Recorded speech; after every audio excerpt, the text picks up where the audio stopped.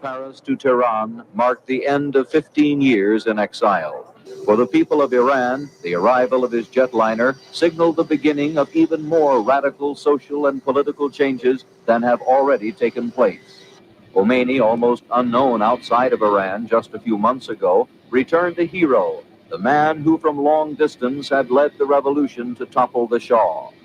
Inside the airport terminal, Khomeini was greeted by scores of Muslim religious leaders and political allies. He called on Iranian Prime Minister Bakhtiar to resign and said all foreigners should leave the country. In an obvious reference to the United States, he said foreign advisors have ruined our culture and have taken our oil. What had been a well-planned arrival ceremony soon turned into chaos.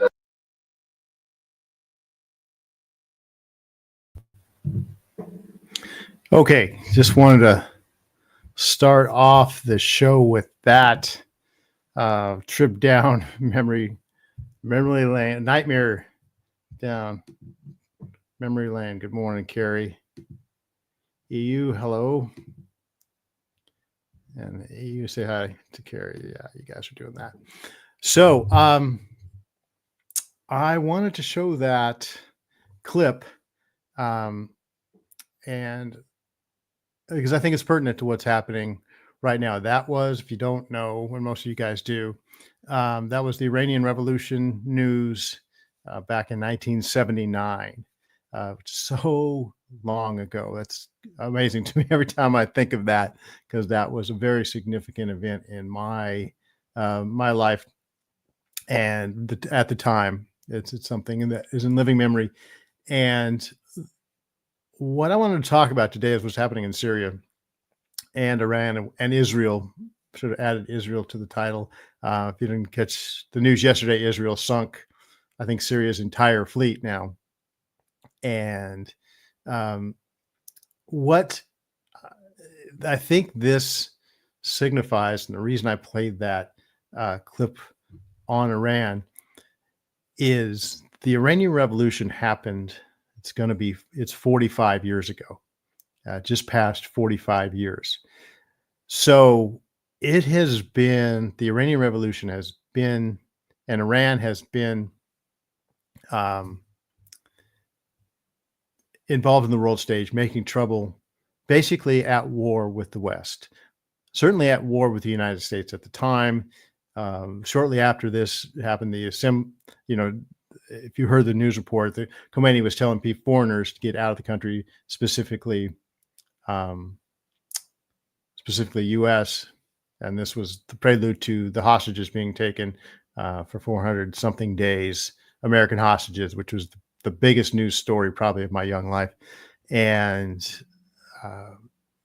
so this was basically Iran declaring war on the West, and certainly on Israel, which seems to be the focus of everything, especially in that neighborhood. So, and it got me thinking, that 45 years was just about the same length as the Cold War, which was still going on at this time, but ended probably 10 years later. And it got me thinking about what's going on now in Syria, and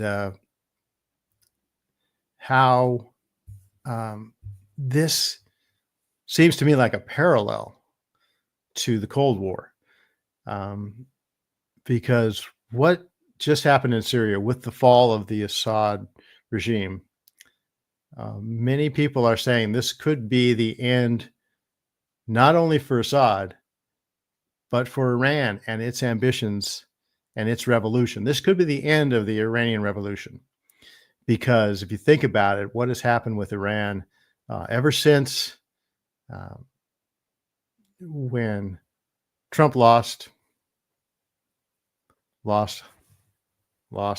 the previous 2020 election, and the Biden administration resupplied Iran with, or redid the Iranian nuclear deal, and Iran has had money in the last 4 years. And what Iran has done and the defeats Iran has had over the last year and a half. When back in October of 23, when, hey, Chloe made it. Hey, Chloe, glad you made it. Good morning or good afternoon, wherever you are. The terrorist invasion of Israel was sponsored by Iran. Hamas is funded by Iran. It's one of their proxies in their revolution, in their power struggle in that region. Iran has chosen for its war to have proxies like Hamas, Hezbollah, Houthi rebels, I think, in Yemen, and others around the country, or I'm sorry, around the world. And is that true? Just gave Iran $10 billion more? Okay, I'll have to look that up after the show.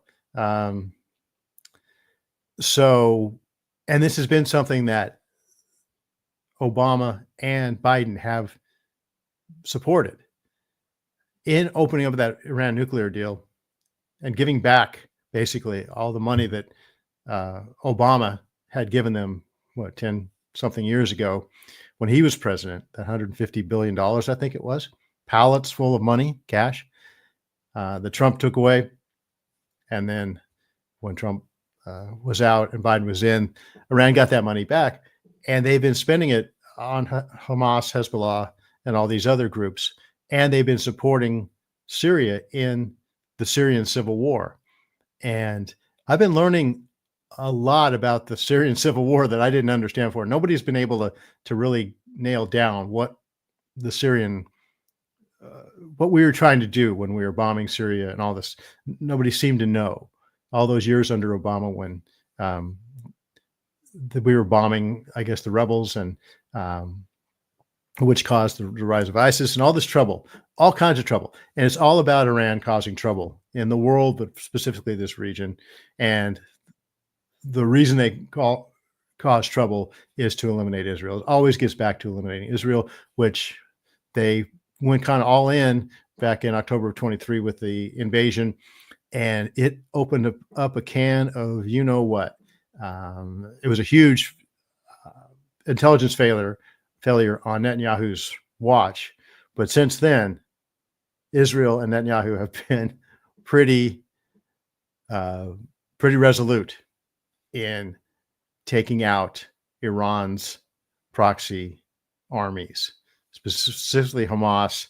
Hezbollah caused trouble in the north, so Israel has pretty much eliminated them, or in the process of doing so, hurting them badly. And Israel's goal is to eliminate. They're not going to stop until both of these organizations are completely gone, and that's going to hurt Iran. That means all the money Iran spent is gone.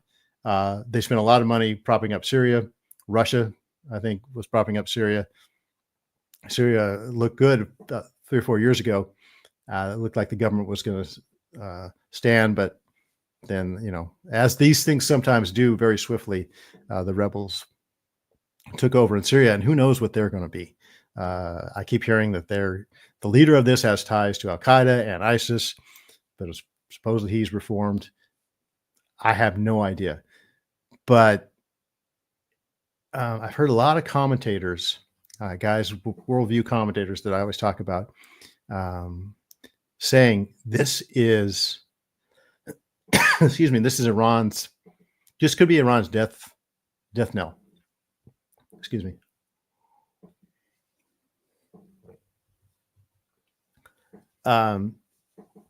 When you think of them losing Hamas, Hezbollah, and now losing the government in Syria, and the new government, apparently, they're the rebels that Syria has been fighting, and Iran has been propping up the Syrian government. So these rebels are not going to be sympathetic and allies with Iran. There's no way. So Iran is losing its influence very quickly. And on top of that, here comes Donald Trump, who last time he was in office took away their nuclear deal and basically created the Abraham Accords, which brought a lot of peace to the Middle East. While Iran was relatively strong, now that Iran is weak and has blown all their cash basically and has no more, except I think someone said the Houthis are still strong in Yemen, but unless they do something pretty radical, it's looking bad for Iran. And I'm thinking this might be kind of the 45-year cycle of these Cold Wars, I guess you could call. In a sense, it's not the same as the Cold War was that we had with the Soviets, but it has been more or less a proxy war. We have not been directly at war with Iran. They've just been using, all these radical terrorist groups to do their bidding. Well, they overplayed their hands, and now Israel is pretty much wiping them out. And Iran doesn't have any more cards to play. Doesn't look like. And here comes Donald Trump. He could come in, and more so than just taking away their nuclear deal, he can be the catalyst between him and Netanyahu. This could be Roosevelt and Churchill here.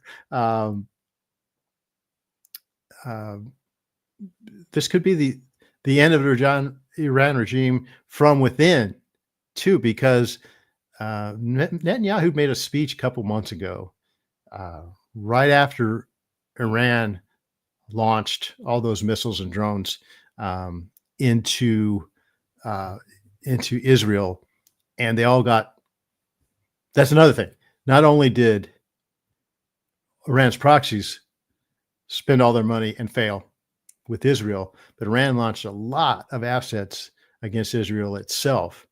And between us and Israel, pretty much knocked all of them down. It didn't do much damage to Israel, but what it did was it took the focus away from Hamas and Hezbollah, and they got right in Netanyahu's crosshairs. But before he fought back, he made a speech and he talked to the people of Iran. And he said, "You are the great Persian people. We have two great peoples. We're the Jews, you're the Persians." He said, "Get rid of your government. Get rid of these thugs that have been causing trouble and causing you misery the last 45 years. And if Trump and Netanyahu can play their cards right, if Netanyahu survives his whatever trials he's got in Israel and his political troubles in Israel, and he keeps his promise, this could be the end of the Iranian Revolution, just like we thought it was the end of communism when the Soviet Union fell, but it's just kind of shifted, shape shifted to different forms, and that it won't be the end of radical Islam, but it could very well be the end of Iran, the Cold War we've had with Iran for the past 45 years. And that's two wars in my life that I didn't consider. I just remember when the Cold War ended, and when Ronald Reagan got up on the stage, one of the defining moments of my life, when Ronald Reagan got up on the stage in Berlin and said, "Mr. Gorbachev, open up this gate. If you really want peace, open up this gate. And Mr. Gorbachev, if you really mean it, tear down this wall. Tear down this wall." And the whole world went, "Tear down the wall? Well, how come we didn't think of that?" Nobody else thought of telling the Soviets, just tear down the wall. Why do you have this wall up? Why do you need it? And I remember at the time, it was like no one thought that could happen. Let's see. Happy Bergie, I haven't seen you in a while. Good morning, Joel, and everyone. What I worry about is any forced Islamatization. Okay. Well, that's kind of what the Islamic Revolution is all about, the radical Islam. And I'm sure that'll happen in some form in Syria. Syria is not going to be an honest player now. The leaders has ties to ISIS, and I think he was in Abu Ghraib in Iraq. So The Iranian people would rejoice and be liberated from this tyrannical, cruel, fanatical regime, just like the Syrian people rejoiced. Yeah. And another side benefit of this, now all the, what do you call them, migrants all throughout Europe that have escaped Syria and gone to all these European cities, everyone is asking them now, oh, now that that cruel regime has fallen, are you going back to Syria? Will you go back now? And a lot of them are like, we don't have any, we don't have the excuse of Assad anymore to be here. So we'll see how that plays out too.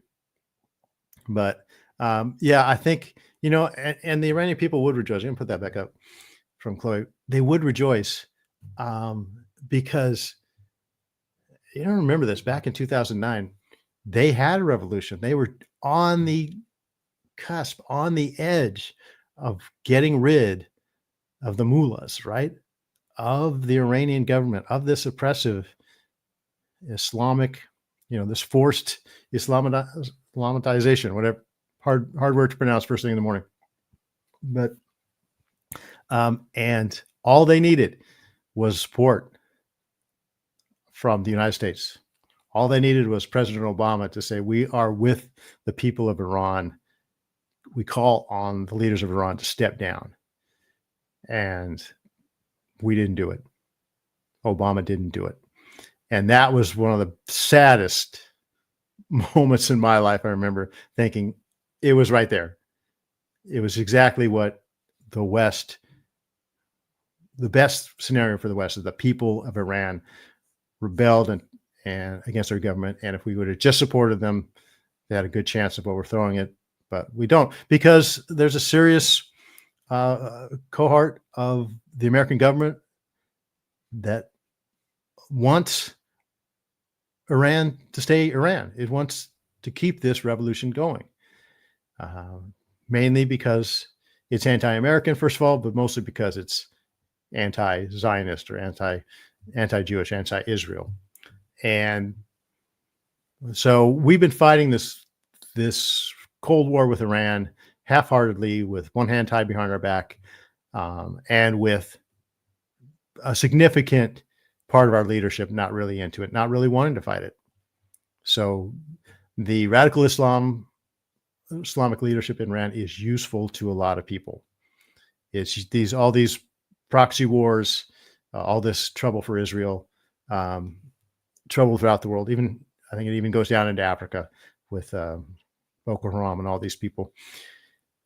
It serves a purpose, and kind of a neocon, kind of pro-war, whatever you want to call it. Chloe, what do you got to say here? The Syrian situation is by far more serious than most people realize. It leaves a huge void, has potential to upend, probably is which is already a tinderbox. Yeah, it's going to depend on where it goes. And Israel has troops there. They've gone into the neutral zone of the Golan Heights. I just heard this morning they sunk the entire Syrian Navy. Yeah, Israel's not sitting back and saying, "Oh, great, this is." No, like I said, everybody. The one thing they all have in common is everybody hates Israel. So Israel can't let anything go. So,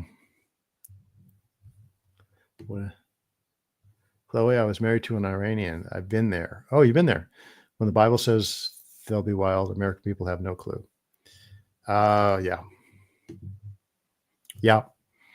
And we had never seen anything like the Iranian Revolution when they first happened. I remember I was on campus at, where am I, San Diego State here?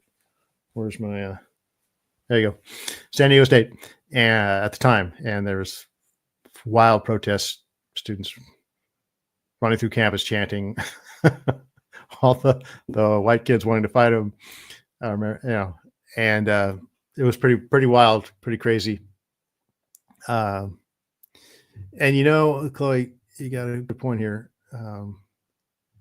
Iran used to be a very modernized country.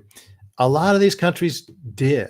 I know a friend of mine is a veterinarian from Egypt, and I think he graduated somewhere in the 70s from Cairo University, I think it was. And I saw a picture of that graduating class, and all the women were modernly dressed. They had their heads uncovered, wearing dresses, skirts, whatever. This entire graduating class, very modern looking. And I think within 5 years, 10 years after that, the entire Islamic world, women were covered. They had to be covered. And they lost all that, talking about women's rights and women being oppressed. Arab women, before the Iranian Revolution, before this happened, were very liberated and very, very modern. And this entire thing is one of the biggest problems we've had, or one of the biggest blows to culture and society worldwide, has been the oppression of women since this Islamic Revolution. So again, it's here comes Donald Trump into this situation. He already built the Abraham Accords. He struck a huge blow for peace his first term. This term coming in, if he does this right, and oh yeah, Chloe, yeah, Lebanon.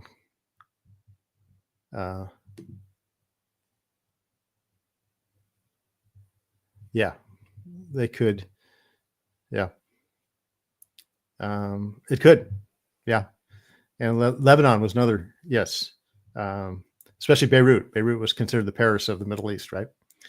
So we'll see what happens.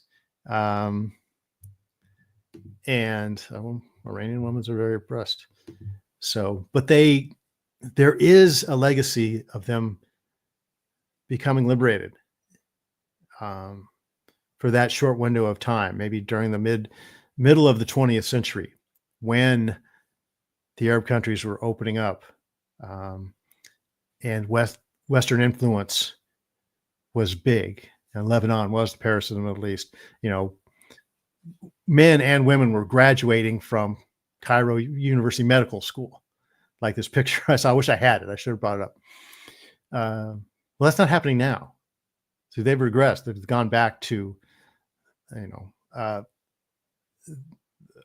kind of ancient, oppressive Islamic ways. And that's something that also Steve Turley, who's one of Michael's favorite commentators, has said this: the entire world seems to be heading towards theocracies.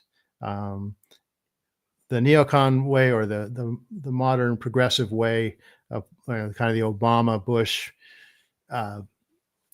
Cheney kind of world of thinking, was going all out, has been going all out the last 25 years to kind of get more of a secular, kind of one world type of society going. But yet more and more of these countries are going back to their ancient religions. Even China has gone back to Confucianism. Even in Russia, Putin's trying to revive Russian Orthodox, at least symbology. They're at least putting their rule in that context. And we have the entire Iranian revolutions. Israel is stressing more. Everyone in Israel typically, historically, is trying to become more secular. But now even traditional Jewish religion is becoming bigger in Israel. And who knows what's going to happen in America? We had this election where the forces that were aligned against Judeo-Christian ethics and morality and worldview lost. And the Christian worldview in the West is becoming resurgent, hopefully. And so we'll see where all this goes. But the world's changing, and if this could be the end of the Iranian Revolution, this could be the end of Iran's proxy war against the West, against America, against Israel. If this could somehow reverse the influx of migration into Europe, this could be huge. This could be a game changer. This this could be the trigger point. This could be the toppling of the dominoes. This could be the first domino to fall, because now Iran is in a really bad position. They played their hand, they lost. Now things are starting to crumble. But I think, as Chloe said, it could be, this could be one of the triggers for everybody to attack Israel. Who knows? If that happens, if they are in the face of losing this revolution, they just may throw everything they have left at Israel and maybe at us too. And who knows? Maybe these drones flying over New Jersey, that one of the congressmen said were Iranian drones. That's the best explanation I've heard of it. They could be up to something. Who knows? It's going to be interesting times. But like I said, here comes Donald Trump into the situation. This could be a chance to really make some lasting change. So hopefully that does happen. Hopefully, he has, oh yeah, Chloe. Interesting to see how the sentiment towards Donald J. Trump has changed. Person of the year. Yeah, I heard he was going to be person of the year for Time Magazine. Hope he gets a Nobel Peace Prize. Don't hold your breath on that. They stole from him and gave to useless Obama. Yeah, Obama got it before he did anything. I remember that. So before he said, "I didn't do anything yet. Why you give me an award? I didn't even do something." So Donald Trump, he earned it his first time with the Abraham Accords, and they didn't give it to him. They're not, person of the year. I'm sure they'll say Hitler was a person of the year too, which I think he was back in the 30s. So they'll find some way to knock that down. But with that political comeback that he made, he does deserve it.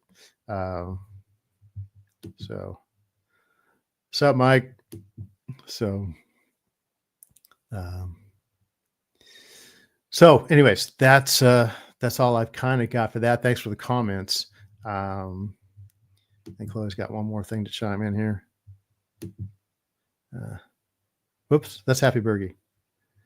Destruction of Damascus, start of the tribulation. We should see. Yeah, through my life, there's been lots of starts of the tribulation, but I'm not quite of that. All roads lead on what's the end of world religion is written. Yeah. Yeah, I think Michael and I had an eschatology conversation a couple months back. You guys might want to look that up. Him and I talk end times, and kind of maybe a little different perspective thrown in there. But as Michael always said, God is in control, and that's the point. And it's funny, you tend, when these things happen, these situations, and typically, like I said, with the Cold War, we just thought that's the way it was. It was the way it was always going to be. And when it ended, it was surreal because we didn't think, no one ever thought of ending it. That's it. Until Reagan said, tear down the wall, nobody even thought of that. Now, Donald Trump can come in and say, I hope he comes in and says, I'm going to end the Iranian Revolution. We're going to end it. It's caused too much trouble in the world, too much death, too much destruction, too much misery. And that could be politically and globally a huge deal. It could also be a major philosophical and psychological statement for freedom. Because the Iranian Revolution was a revolution for Iran for sure, but it also started a movement throughout the whole world. And if you can strike at the origin of the Islamic movement, you will deal a huge blow to radical Islam, which would bring peace to a lot of areas in the world that are in miserable warfare right now. It would strike a huge blow for women's freedom and liberation, and it would do a huge blow for peace around the world. So let's hope he does it, and he will be person of the year for sure. Thanks for that all the time. Thanks for listening, guys. Thanks. Good comments. Good to see you all. And I will see you next week. Take care. And I've got to end the stream.